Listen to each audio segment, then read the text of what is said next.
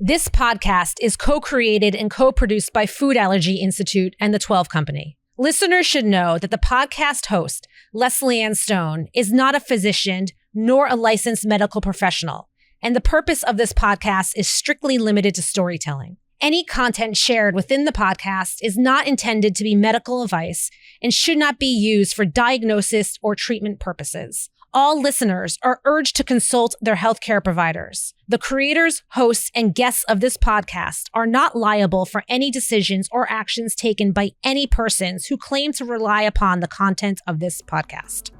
They serve wings and toast, Texas toast in the cafeteria. Mm-hmm. I don't care what they did to that. I'm just gonna eat it. Right. I'm not scared anymore. Right. Thanks to the Right. program.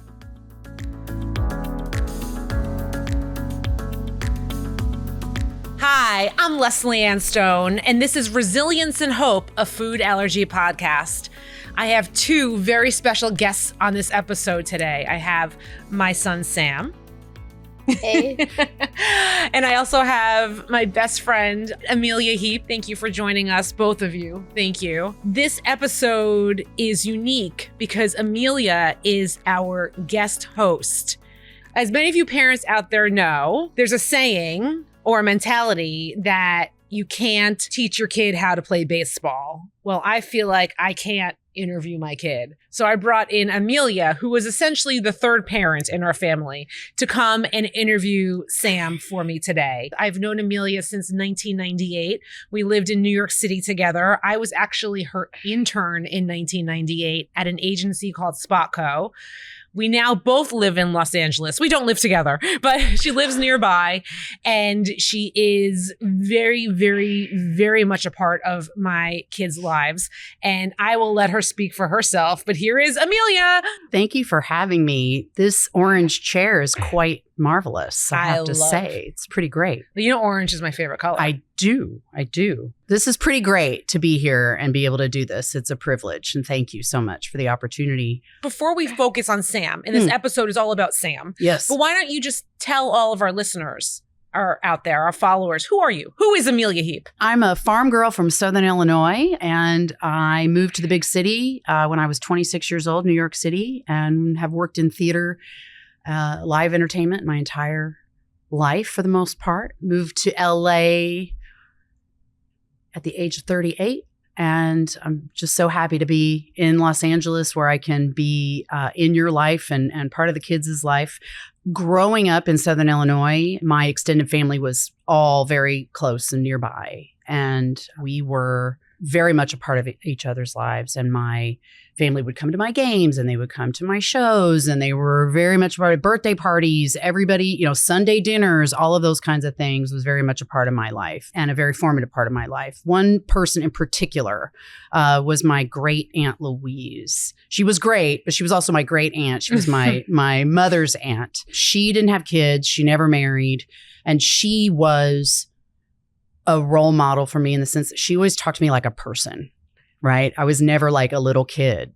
She would always talk to me like another adult. And she was just an amazing role model. I sort of aspire to be like her. Len and I, my husband, we don't have kids. We have dogs, and that's been wonderful. And I love kids, and I love being able to be a part of Sam's life and Casey's life. Is so important to me. And I aspire to be, I call myself a professional auntie because it's just really important to me that I'm part of, your guys' life. I mean, I'm a crafting person. I have a lot of interests and things that I love to do, and I'd like to travel more and all of those kinds of things. But you are very much part of our family's life. And birthday parties, performances, baseball games, graduations, concerts. You are a member of our PTA. I mean, it goes on and on. You know our principal at school. You're our emergency contact. Like, it's true. It's all, and you say to Sam that if there's anything he ever wants to talk about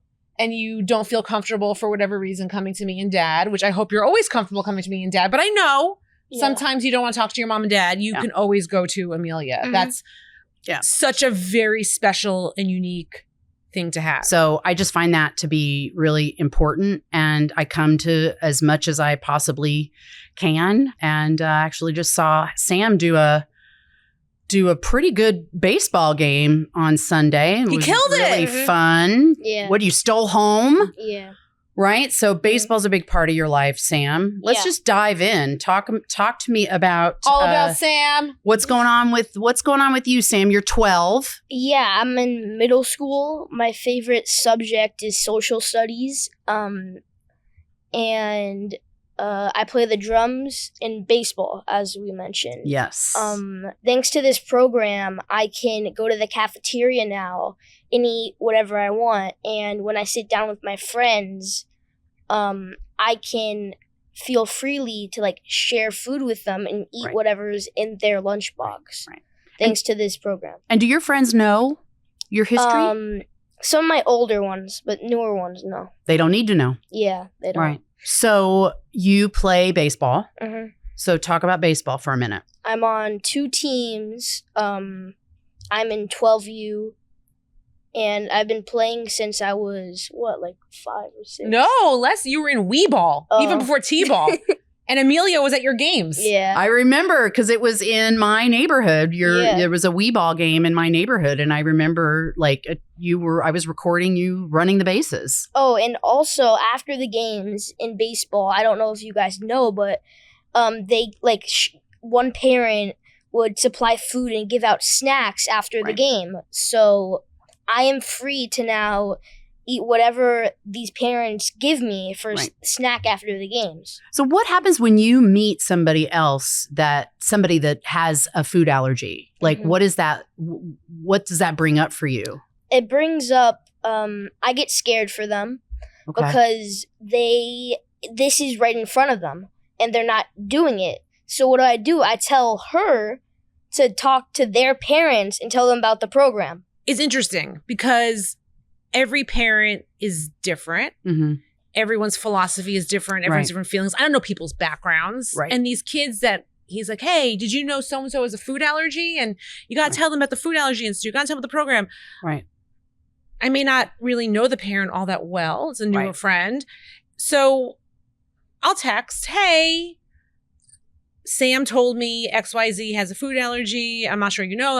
I'm a food allergy mom myself. Right. I know where you're coming from. It's so stressful. Right. We did this program. Sam's now in remission. Here's the link. If you have any questions, let me know. But I just wanted to let you, I didn't know if you knew this was available to you. And some people are like, oh my gosh, I want to know more. They Right. call, they get their free consultation, they are on the program. And some Right. people are like, thanks. And then, and I don't want to push, I Sure. don't judge, like whatever, but I always mention it Right.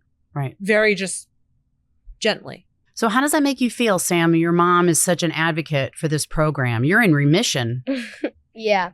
It makes me feel good because I know she's there for me whenever I need it, and that she was there for me throughout the whole program Right. and the hard times of it. What do you remember, Sam? Because you were diagnosed at a very early age and went into this program at a very early age. So we're not expecting you to remember ins and outs and all of those kinds of things. There's other guests on this show that are going to, kind of talk about that. But I want to be clear. Sam was diagnosed at age 1. Right. He entered the program at age 3 and he graduated at age 5.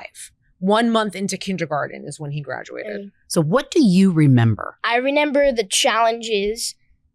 So what they would do is they would like test you to see what you're allergic to, and then they would start feeding you that. So like they would do like a hummus challenge and a peanut challenge. So I remember putting hummus on my hot dog. No, that was mustard. Hummus on a hot dog. It is. You were allergic to mustard. Well, we're not averse to strange combos. Strange combos. To get the Maybe that's a new the trend. nuts in there. Yeah. Maybe But that's a new trend. maybe we started it today. Hummus on a hot dog. People, we started it here. Yeah, But you were allergic to mustard and we had to challenge mustard. This was towards the end of the program. yeah, with the hot dog, and I ate it, and I didn't have to like deal with mustard ever again. So yeah. Well, not deal with. You didn't have to worry about mustard Yeah. ever again. And now you eat mustard on a hot dog. At a Dodger game. Maybe we try hummus on the hot dog next time. Maybe. But what else do you remember? I remember they used to have this gym to make you work out, and then test your lungs to see if your breathing is okay. Mm-hmm. And this was like way back when they just started, and it was like Herman and Dr. Randall. So now your mom was always with you. Mm-hmm. Talk about that relationship that you had with the doctors here at the Institute. They were amazing and helped me through the program. And what do you remember? You know, we actually met Herman a few minutes ago. I met Herman a few minutes ago. You guys hugged. So, you know, you were here when there were 3 people on the staff, and now there's 300? Yeah. Yep. So you were sort of the OG. Mm-hmm. Or one of them. Yeah. So, you know, you had to really, the word I'm thinking about is trust. Yeah. So do you feel I still that? trust them. Yeah. Right now. Yeah. What else? There's another aspect of being in the program and then being in remission. And I'm talking about that formative moment that you had with the medic bracelet. Can you talk a little bit about that? So throughout preschool and my early years, I had this peanut bracelet, and I used to wear it around everywhere. And when I got into remission, when I was done with the program, we put it on the stomp rocket. And if you don't know what a stomp rocket is, it's this thing where you like step on it, this rocket, and it goes up into the air. So I attached the bracelet onto the rocket, and I stepped on it, and it went up into the air. And then no more bracelet. Bye-bye bracelet. That's Yeah. what you said. Bye-bye bracelet. See, I love that. This is showbiz. But the funny thing about the medic bracelet is it was specifically for toddlers. It was bright orange. Back to the orange. Orange, my favorite color. It was bright orange, and it said peanut allergy on it. And there was like an angry cartoon peanut on it. And Dr. Randall said, I'm going to make that peanut smile. But when you were in preschool, there was a girl in your class who wanted the bracelet because it was cool. Like, it was bright and it was fun. You know, it wasn't a traditional medic bracelet. And I come to pick you up one day from preschool, and you're not wearing the bracelet. And I panicked. Where's this bracelet? Because I made you sleep in it. You wore it all the time. Yeah. You showered in it. You bathed in it. Well, back then you would take a bath. You bathed in it. Everything. You went to sleep in it. Where's the bracelet? And this little girl was walking around the classroom with the bracelet. And you're like, she wanted it. She literally took it off, put it on. So I was like, which is so endearing. Yeah. It's so endearing. Yeah. But yeah, that medic bracelet, the moment that we could take it off, you no longer had to wear it, is huge. Yeah. It was a huge deal. So Sam, talk about, we were discussing this earlier. You were talking about being in school and being different. You had a sense that you were different. Yeah. Talk about that. So in preschool, I could like tell that I was different because there would always be a different food for me. Or like if it was a birthday party, and they had cupcakes, I would have a peanut-free cupcake or no dairy in it or something like that. So I would always sense what's happening. Or like there's something up. And were you afraid? Did I felt anybody weird. tease you? No, but like they didn't really like know anything because it was such a young age. Right. But it felt really weird. Right. Yeah. I was Right. very worried Right. as he got older. Because when they're that young, they don't understand yet. There really isn't Right. that level of But I was worried when he was in elementary school, middle school, and high school that he would get teased and bullied. That was a Sure. big fear of mine. Sure. Huge fear of mine. Yeah. Outside of death because he eats something terrible. Yes, but Right. it was a big concern of mine. But you know, you have this, like when they're little and you have the family bubble, right? So my memories of you, and you have this family bubble and you're able to control all of the things. And then adulthood, and you're sort of on that trajectory into middle school, high school, adulthood, and you're in remission. And I call this a miracle because I know your life is better. Yeah. And that the possibilities are endless, and they always were and would have been. But I think there would be there'd be this tinge of fear, kind of always looking, do I have the right food? Do I have everything that I need? But Lesley-Anne, talk about for a minute that pivotal moment where you sent Sam away. So he's out of your control. And I can remember you sending cupcakes en masse to be held in the freezer at the preschool. Talk about what you needed. What was that like? It was petrifying. Like finding the school and all that. It was petrifying. Yeah. Because he's going off to a preschool outside the house with people we don't know, children we don't know, and who knows what they had for breakfast and if they had any residue on their hands. And, little kids are all touching each other and putting their fingers God knows where. And so it was very scary. So finding a preschool that would partner with us, that was a very controlled and small environment, that was very empathetic and sympathetic to us, was very, very, very important to me. And then really understanding the protocols and meeting with the caretakers in advance so I knew the people who would be interacting with Sam was very important to me. And we do a whole episode previously with our preschool director, and we go into details with what those protocols were and what that was like. But we specifically picked this preschool because of their perspective and their protocols for food allergies. And they're now known as being a very safe haven for food allergy families in the San Fernando Valley. Which is fantastic. But it took work. I toured a ton of preschools. And there's great places out there. But there was just something when I walked onto that campus of that preschool that I just felt safe, trust. It just felt the universe. It just felt that this was good. This was where we should be. And it was. Now is very different than when you were going through this initially. Night and day different. And one of the reasons I think you felt compelled to do this work, this podcast, and to bring Sam on and it's delightful that Sam is willing to and sees the value and wants to be part of that message that you're putting out there, is this idea of support. What would you say to somebody who is just feeling so alone and worried about what they're going to do next? Like, how would you You're not support alone. them? It's a great question.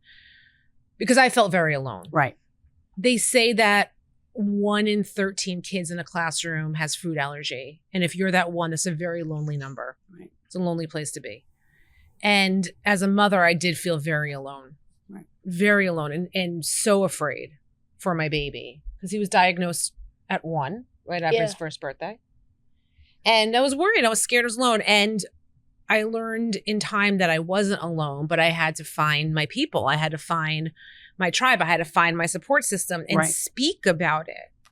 Because if you don't, you're not educating people around you and you're not offering the opportunity for people to come into your life.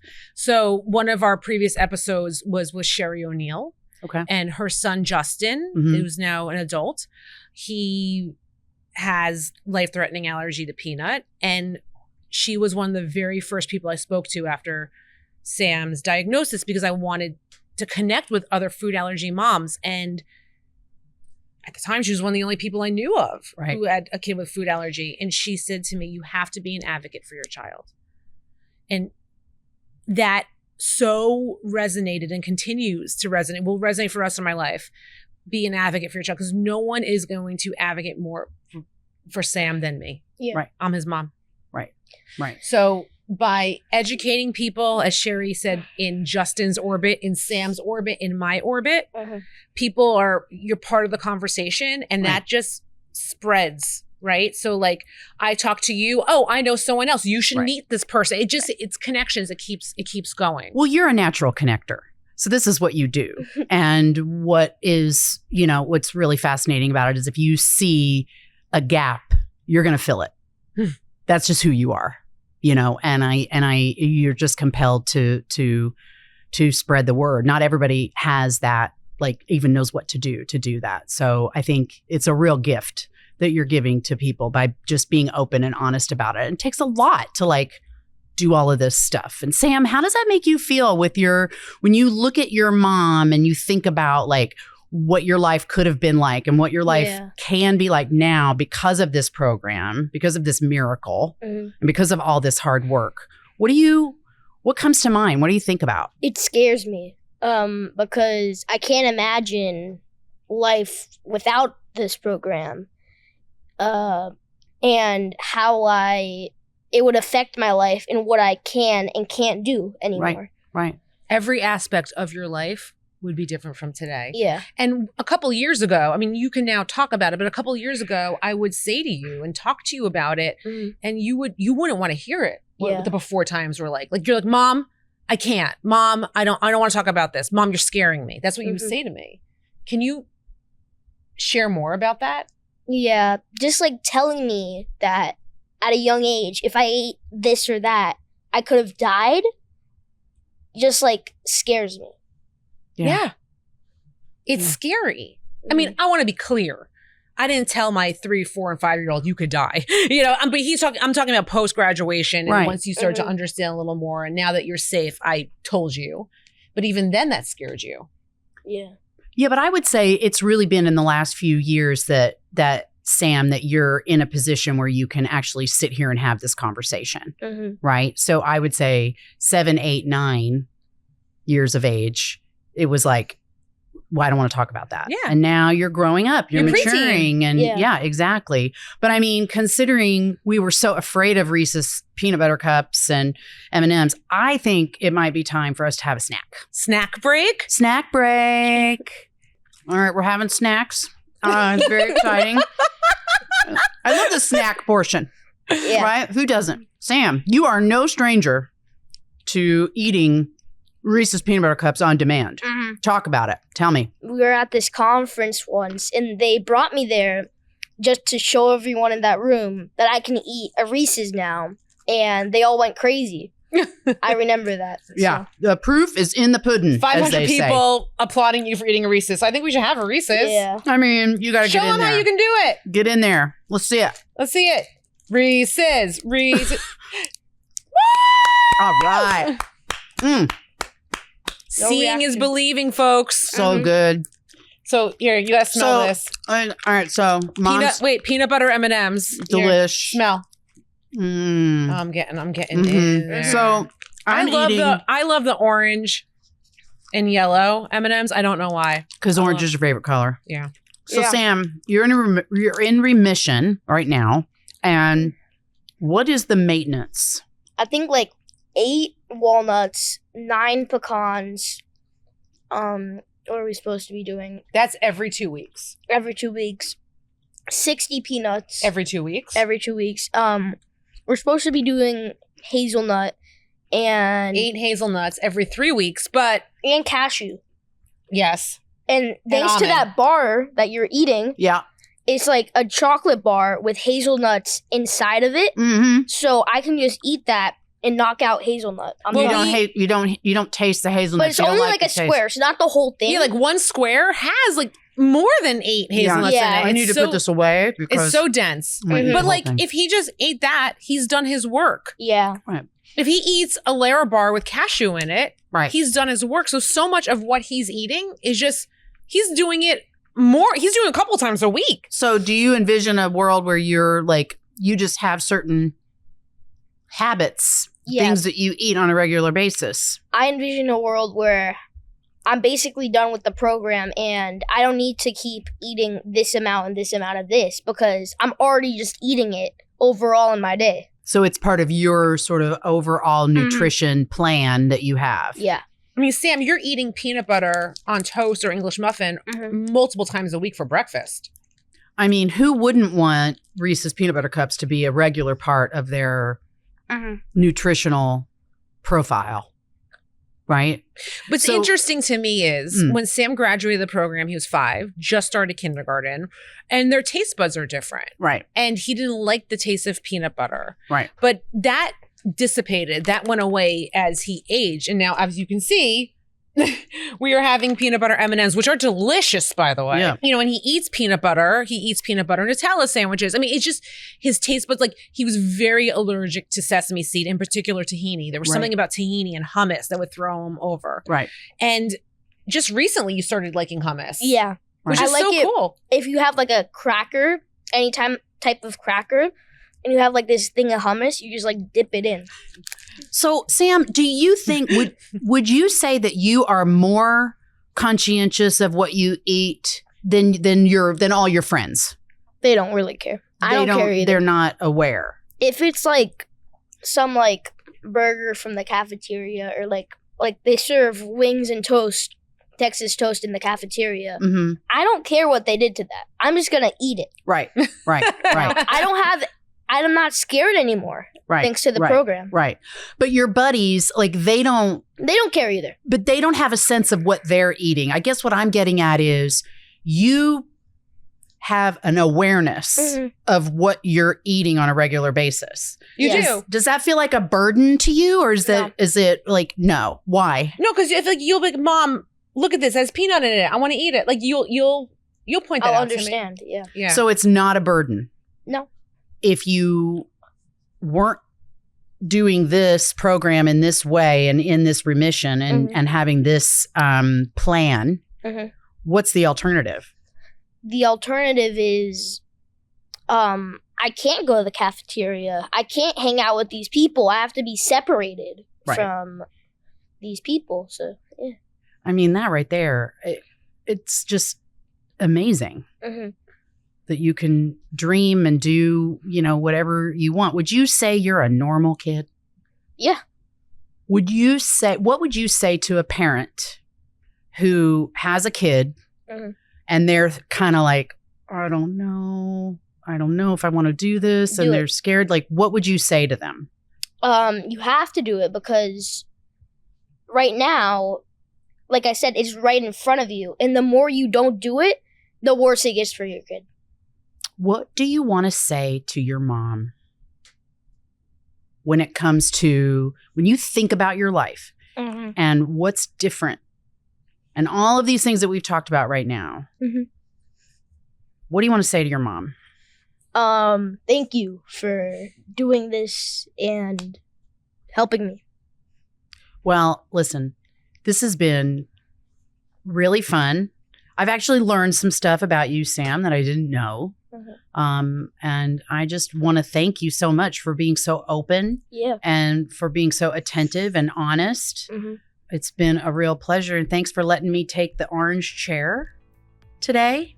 Thank you for coming. And thank you for all your support. It's been my pleasure. I mean, I would always call, and I couldn't do much, but I could participate and ask questions and be a part of things. Your support means everything to me and my family. You got to go out there and get the support that you need, parents. Thank you so much for joining us today. I'm Lesley-Anne Stone, and this is Resilience and Hope, a Food Allergy podcast.